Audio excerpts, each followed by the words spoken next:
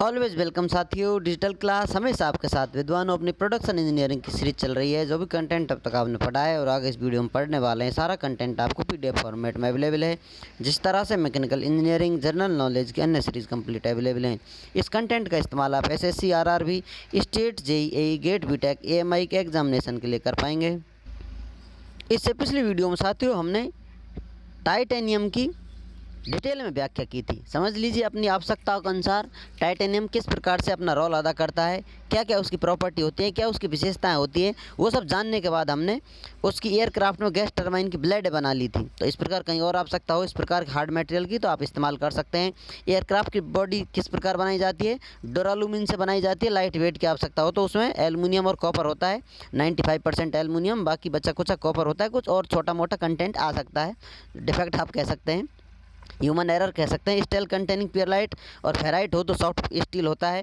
Hot sort metal हो तो brittle हो जाता है गर्म करने पर।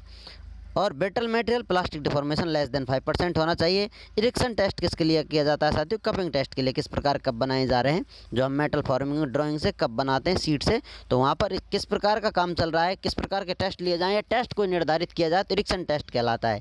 अब आते हैं साथियों टेस्टों की तरफ, थोड़ी बात कर लेते हैं। किस प्रकार के टेस्ट किए जाते हैं, किस प्रकार की जांच की जाती हैं, जांचों में क्या क्या रोल होता है, किस चीज़ की जांच की जाती है। यदि इम्पैक्ट जांच करनी हो, किस प्रकार से इम्पैक्ट सहन कर सकती है कोई बॉडी, इम्पैक्ट टेस्ट बना दिए गए हैं साथियों। आइजोड इम्पैक्ट टेस्ट, दूसरा है चेरेपी इम्पैक्ट टेस्ट। ये दो प्रकार के फेमस टेस्ट हैं साथियों, जो इम्पैक्ट बताते हैं, इम्पैक्ट कितना सहन कर सकती है कोई बॉडी, उससे रिलेटेड है। अब साथियों हार्डनेस की बात की जाए, पहले भी थोड़ी चर्चा कर ली थी हमने हार्डनेस टेस्ट के बारे में। तो hardness test, Rockwell hardness test, Brinell hardness test, बीकर Meyer hardness test, Knoop's hardness test, इस प्रकार से ये फेमस 4 हार्डनेस टेस्ट होते हैं। हार्डनेस आपको जाननी हो, हार्डनेस किस प्रकार से किसी मटेरियल की होती है साथियों। मटेरियल हार्ड बना हुआ है और 2-4 मटेरियल हैं, कंपैरिजन करना चाहते हैं तो किसकी हार्डनेस ज़्यादा है, तो तुलना करने के लिए, टेस्ट करने के लिए आपको हार्डनेस टेस्ट पता होने चाहिए। नायलॉन क्या है साथियों? नायलॉन के बारे में पूछ जाए, प्लास्टिक है या कुछ और है, तो यहाँ पर साथियों थर्मोप्लास्टिक होता है। किस प्रकार की प्लास्टिक होती है? नायलॉन थर्मोप्लास्टिक होता है।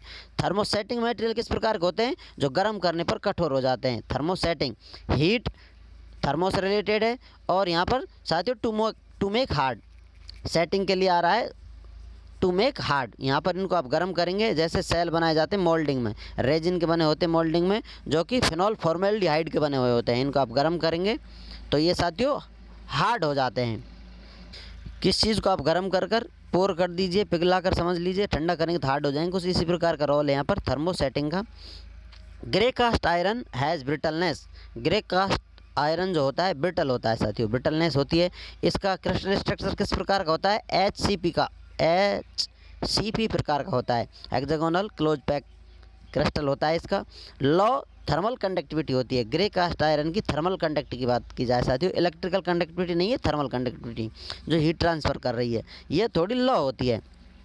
अब बात करते हैं साथियों चिल्ड कास्ट आयरन की।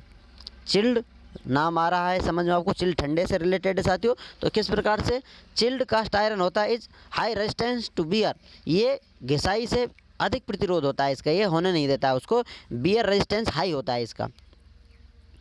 अब ये किस प्रकार से बनाया जाता है, किस प्रकार से इसका नाम चिल्ड कास्ट आयरन पड़ गया है?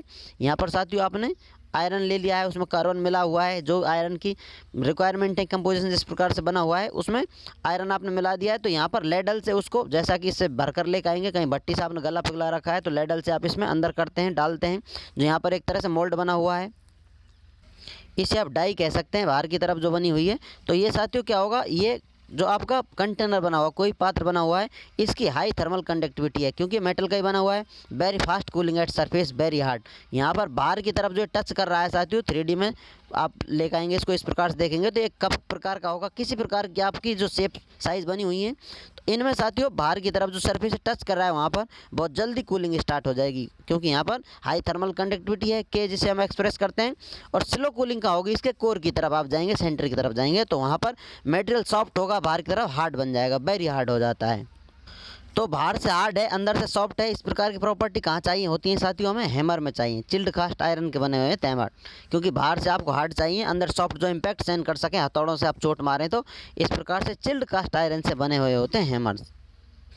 इससे पहले बात की थी साथियों। अब बात करते हैं आइडियल मटेरियल किस प्रकार के होते हैं, या फिर बात की जाए मटेरियल किस प्रकार का होना चाहिए, तो उसमें डिफेक्ट नहीं होने चाहिए साथियों। डिफेक्ट फ्री मटेरियल जो होंगे आइडियल मटेरियल होंगे, क्योंकि क्रिस्टल में कितने प्रकार के डिफॉर्मेशन डिफेक्ट आ जाते हैं, डिसलोकेशन हो जाती है। ये सब भी आगे आने वाली सीरीज में हम डिटेल में जानेंगे साथियों। अभी आप समझ लीजिए आइडियल मटेरियल, हम कल्पना करते हैं मटेरियल को ऐसा होना चाहिए था, लेकिन ऐसा होता नहीं है। आइडियल संसार में कुछ है ही नहीं, समझ लीजिए, ऊपर वाले के अलावा। वो भी किसी ने देखा है नहीं देखा है, उसकी भी सत्यापन आप नहीं कर सकते, वेरिफिकेशन नहीं कर पाओगे। आप अपने अंतर्मन में झांक कर देखोगे तो शायद ज़रूर आपको वो सब नज़र आ सकता है, वो एक अलग कॉन्सेप्ट हो जाएगा। उम्मीद करते हैं विद्वानों वीडियो में दी गई अब तक की जानकारी आपको अच्छे से समझ में आई होगी। अभी भी आपका कोई कन्फ्यूजन है तो आप हमसे कमेंट कर पूछ सकते हैं साथियों। आप चाहें तो कांटेक्ट कर सकते हैं, कांटेक्ट लिंक आपको वीडियो डिस्क्रिप्शन में मिल जाएगा। वीडियो को अंत तक देखने के लिए, चैनल को सपोर्ट करने के लिए आपका दिल की गहराइयों से बहुत बहुत धन्यवाद। मिलते हैं नेक्स्ट वीडियो में, तब तक पढ़ते रहिए, व्यस्त रहिए, मस्त रहिए। जय हिंद, वंदे मातरम।